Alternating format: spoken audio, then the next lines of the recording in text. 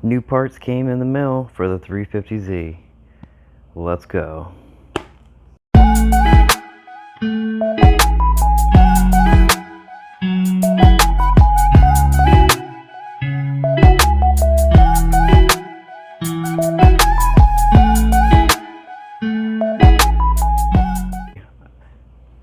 Got some parts in the mail, which I found highly interesting.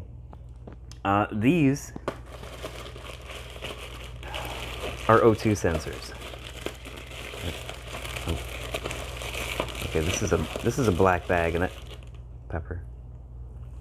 Okay, okay. So these. Thank you for licking. Yep. No. No. Can I? Stop. Stop that.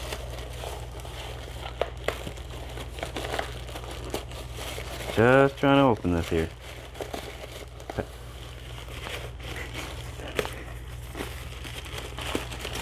Wow, one-handed is insane. Who does this one-handed?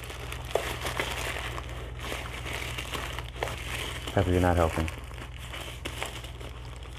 Yeah, hold that. Hold that down. Yeah, hold that.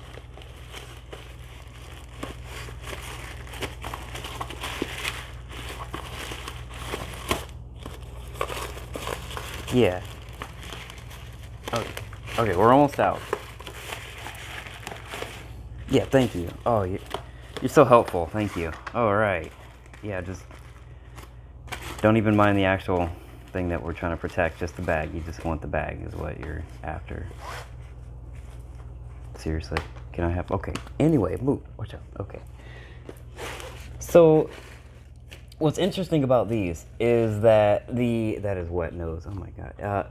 Is that I went to O'Reilly's. I went to AutoZone. I called over to Advanced Auto. I called Napa. Yeah, all the major chain, stores for getting new parts, and all of them came with a maximum of a 1-year warranty for the O2 sensors. I even looked online, and the best I could find was 1 year until I came across these. They say that they, from the packaging, made in China, but they were in Georgia, so that was unique. I've never heard of Each Auto Parts, or I don't know if that's Peach Auto Parts. Let's see if there's something around here. No, it's just oxygen sensor, same thing, high quality. I ripped the box a little bit right there. Some language I don't understand. Okay, bottom. These come with a 3-year warranty, which is amazing, I think, when no one else would actually back their O2 sensors for more than an actual year. So I got upstream and downstream, supposedly. These are specific to my car.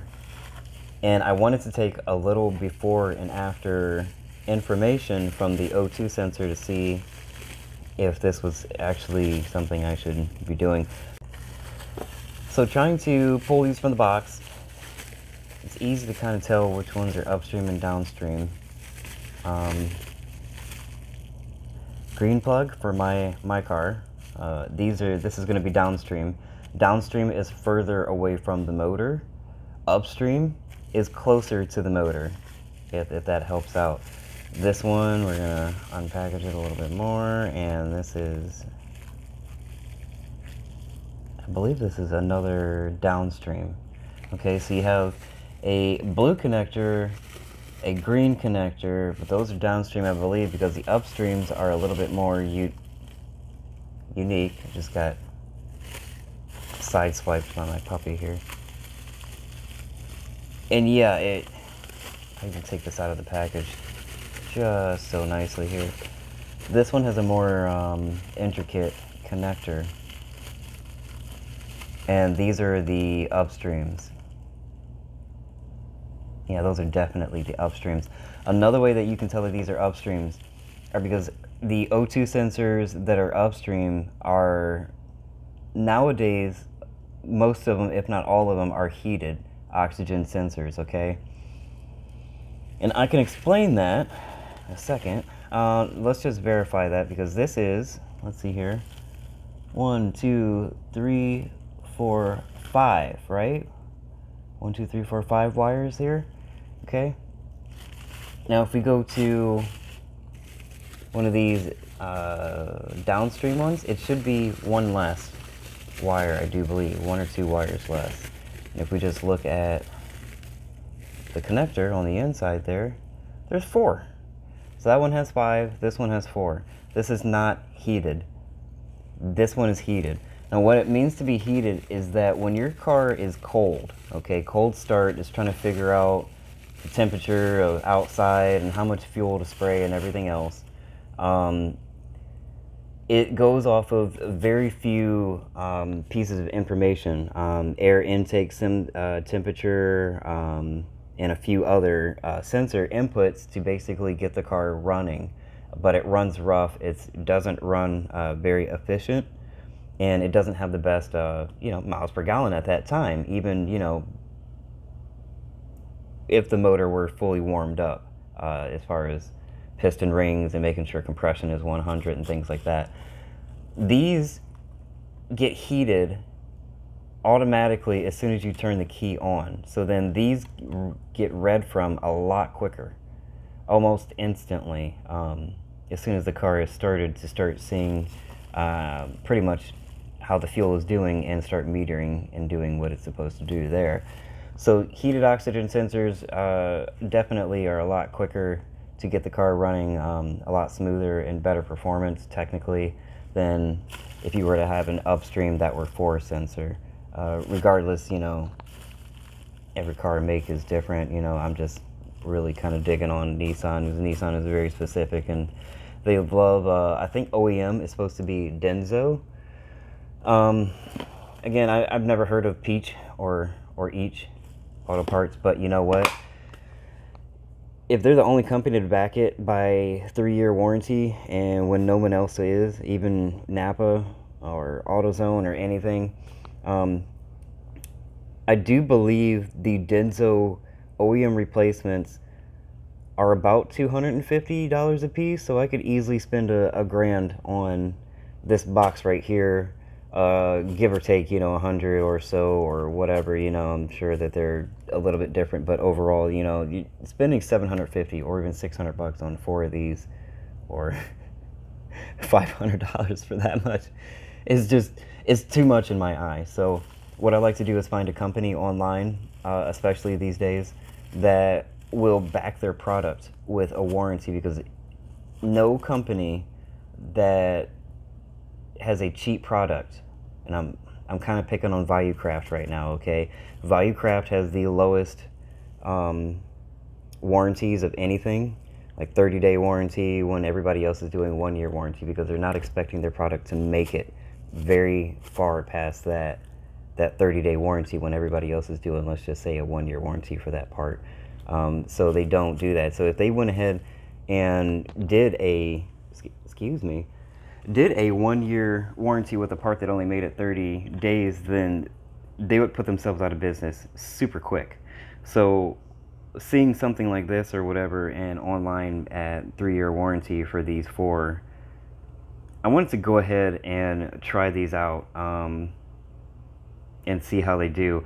So I'm going to go ahead and get in the car, and just for cold numbers on the actual intake here, I guess for the O2 sensor, for the O2 sensor, I'm going to get a base reading of what those numbers are doing for the upstreams, and I'm going to do a before, and then I'm going to do an after of those parts down there, and pretty much yeah, I'm going to install those, see what the difference is, and if I can tell that it's riding any better, if the butt dyno is actually saying we got a little bit more pep in our step. So give me a second and I will get that together.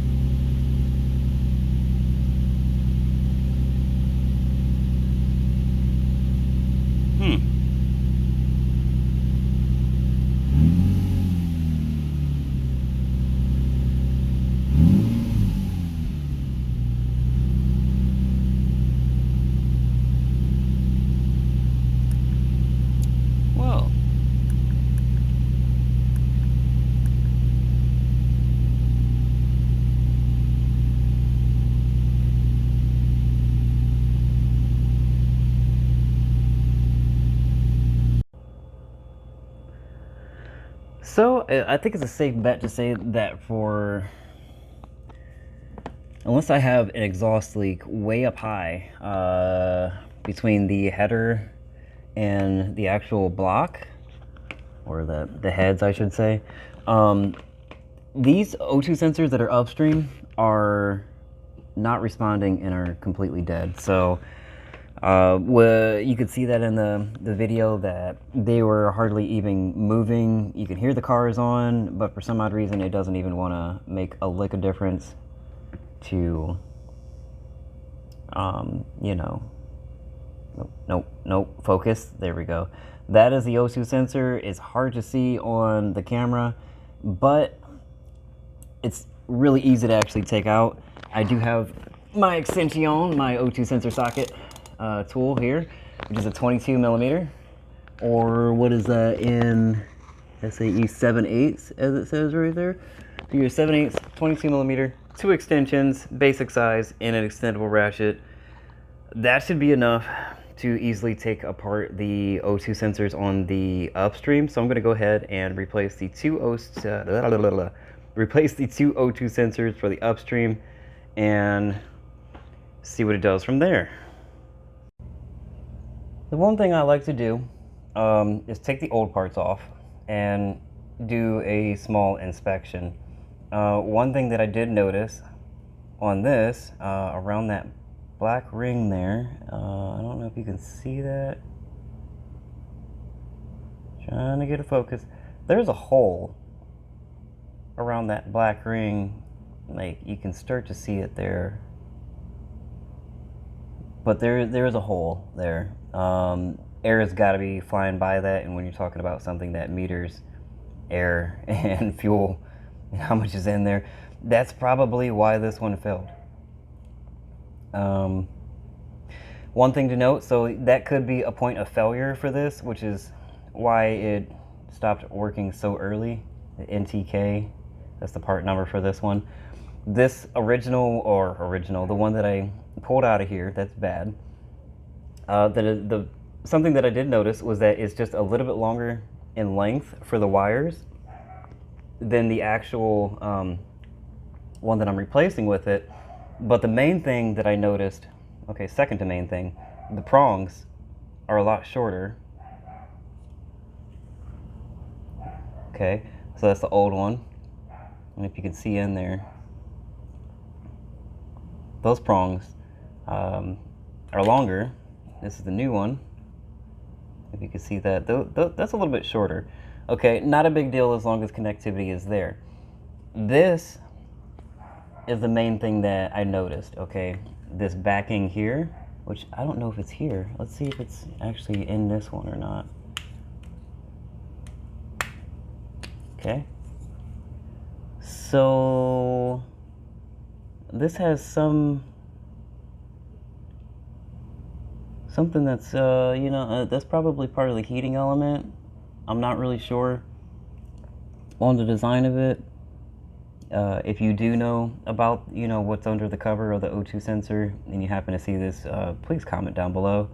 I really don't know what that is, besides just part of just maybe a resistor of some sort to step down the actual voltage that's coming from the sensor, so then it can be read. But this one is a different design, and this one pops off. If I can get this to pop off with one hand. Okay, maybe. Yep, this is so easy with one hand. Okay. There we go. All right. This one has a one in the air that you can obviously see through there. But that is big. If I can get this to focus, that is what is different. Oh my goodness, focus. All right, so that I'm pretty sure is a resistor, but I need to look that up for the color codes to see what exactly that is. But there's one of those that is a design difference besides the wires being shorter itself. Otherwise, this new one does not have, there's suction right there. Hell yeah. The cones are ever so slightly different. New one obviously a little bit more rounded. That one's a little bit more flat. this one has holes on the side of it. Maybe it'll look better without the flash. Maybe equal out some or something. I don't know. But this one has holes in it, the old one. The new one has the holes at the very top there. Does this one have holes at the top? No, it does not. It does not have holes at the top. You know what? I'm fighting with light here, sorry. It just has a kind of like a slip. It's open all the way around, but it's not gated, kind of like this one is. Just by looking at it, one-to-one here, these new ones I feel are better. I like this design of whatever this piece is in here. That might know where to find one of these pieces. If I had to really replace one of those, I have no idea where to start with one of these. Regardless, that is the differences between that. So anytime you get new parts and old parts, I like to compare, try to find some kind of a failure point or a reason why it actually failed, to look forward to that and any design differences. So I'm going to go ahead and, yeah, just drop that. Okay, so I'm going to go ahead and throw the new one in very nicely, and hopefully that's long enough to meet where it needs to with the wiring harness without actually having to pull the wiring harness. So let me get that in there real quick. Bank 2 Sensor 1 has a really good response, and the throttle is a lot closer to the range where it should be resting at 0.5, but it just dies off as you see, and it's not metering on its own. I like the waveform on Bank 1 Sensor 1, but the range is not where it should be. It should be not resting in between 3 and 0. It should be resting closer to 0.5.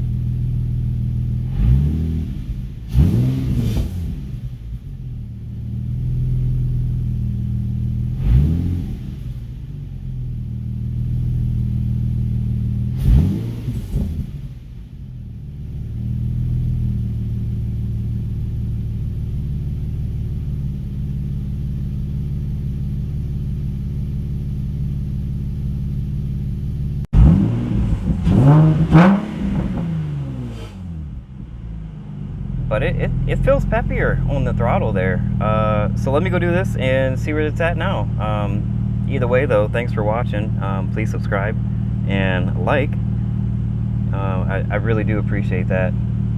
I really do. And I can keep making videos and ordering parts to try and test out different things to show you what's going on. And again, this is just one cheap scanner. It really is. And this is just using information off of that to see, you know, what you can really fix with it, because you don't need a $3,000 scanner to fix things. Yes, it does make things a lot easier, but you don't need it to fix your car. So yeah, have fun, enjoy your day, and have a good one. Alright, so I'm back on the quest to try and figure out the P2A00 and P2A03 codes for the 350Z. And I had to stop and think. That code pertains to saying that the O2 sensors on the upstream, okay, they are, in a sense, just noticing a lean condition, but what they're reading against is the actual mass airflow sensor.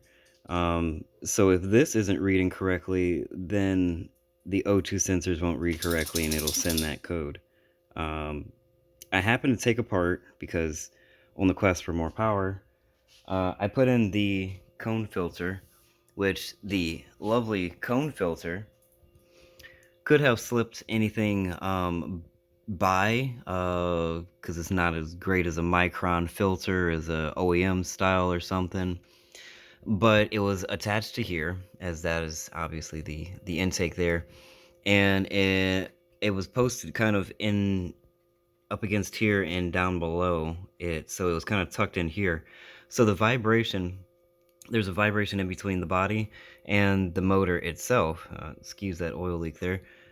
There isn't a lot of vibration coming from this, even though it was laying right up against it. It is an AC line, and even this AC line has a rubber grommet inside of it to take any kind of vibration out of there. So that was sitting in between there, and then when I took it apart to put the old air filter box back on, because I was going down the road of thinking mass airflow, or maybe dirty airflow, or maybe just that modifying it with a cone filter did something.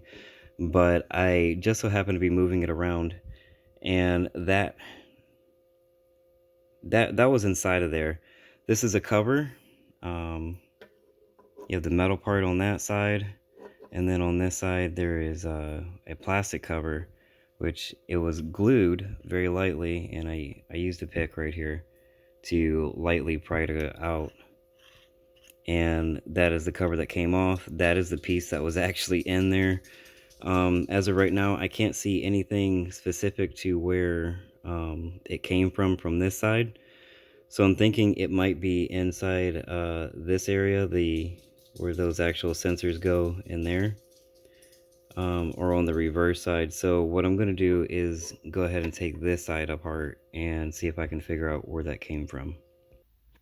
And this is the mass airflow sensor, broken pretty far down. There's that main cover that I showed you before. I think that one covered this. There is this piece here that also covers and lets the air flow through there. So that's kind of what lets, yeah, like I said, the air flow through, so then it can meter the temperature and the rate. This is the back piece. So the mass airflow sensor, there's a small hole in there, gouged it a little bit, but um, yeah, I use that, and that pretty much helped break the seal on it on the back side. Black RTV, it feels like. The white area feels like thermal paste, almost like the ones that you kind of like you use for a CPU processor or something. So basically, like a paste that will really help dissipate heat.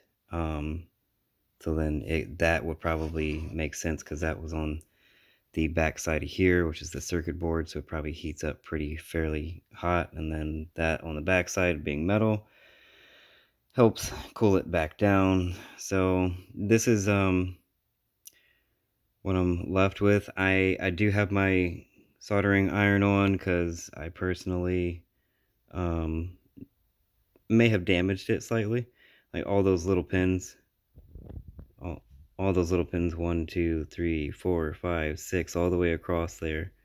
I broke that, so I'm going to resolder that a little bit and get those to stick back.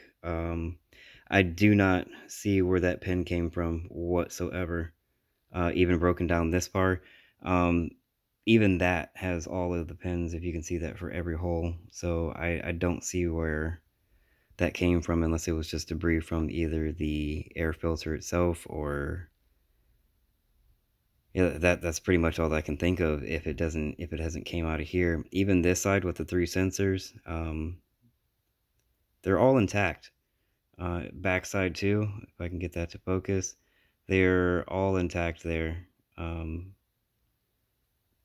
Nothing seems to be like literally broken. I think this was on the inside of here and making contact across points, and probably throwing the air off, or whatever, how it's actually metering. So this might be the issue to where might fix my problem. And that's the issue I have with OBD2, because they say that it's so great because there's thousands of codes, but the codes aren't really descriptive to, specifically it is. It's just telling you, hey, look backwards from the actual oxygen sensors. So a lot of people, including myself, might go after the oxygen sensors first, even though, I mean, I seen mine not moving too well, but I had to think a lot deeper in the process of how these computers put all the information together. And it seems like everything is read basically off of the mass airflow sensor first and foremost. So let me go ahead and try and resolder this and put it back together. Alright, so that's soldered back together. That actually wasn't hard at all. Um, got all 6 of those points back together. The only thing that I can see that looks kind of funky to me that I'm trying to eyeball weird here. Okay, if you look at the end of that, right, the way it's pinched, okay? It's almost like it was cut or sheared or something. There's another shear mark right there. If you could see right below, I'm trying to stick my finger in the camera. Where are we at here? Okay. At the tip of my fingernail below 2001. A lot of them say 2002. Okay, 2001. Right there to the left, next to that chipboard over here, the black one.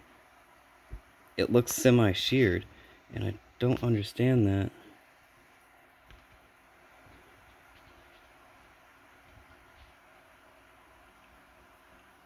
How those two would actually be tied together. There's no other marks on that to indicate the other side was connected to something or even in the solder, because I thought maybe that it was across the two below that 2001 and then onto that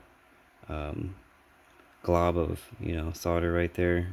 I'm not sure the circuitry on this, but I just noted that there's nothing else that really looks messed up in here. I'm thinking that that little piece of metal came from, I have no freaking clue where, but that probably arced or crossed some stuff and caused the issue. So I'm going to use some silicone and put this back together and clear the codes and see if that does anything. So something's got to be it. These at the store are about $140 now. I could go out and get another one right now and just, you know, for the heck of it, but if I can figure out why, or, you know, if that was it, you know, save me $130 because I pulled that out and that was the only thing and this is still good, then why, you know? Why not go through the trouble of actually seeing if what exactly failed on it? Maybe something simple like that. So I'm gonna put this back together and go back to the OEM box to help with vibration and hopefully get this figured out. There was a exhaust leak right at the O2 sensor. If you've seen one of my previous videos about it, that did solve it for a bit, but then it came back. And when it came back, it was just out of nowhere. I was driving about 2 hours away or so, and just out of nowhere, it ended up just popping up. So here we are again. Let me get this together and back together. See where we're at from there.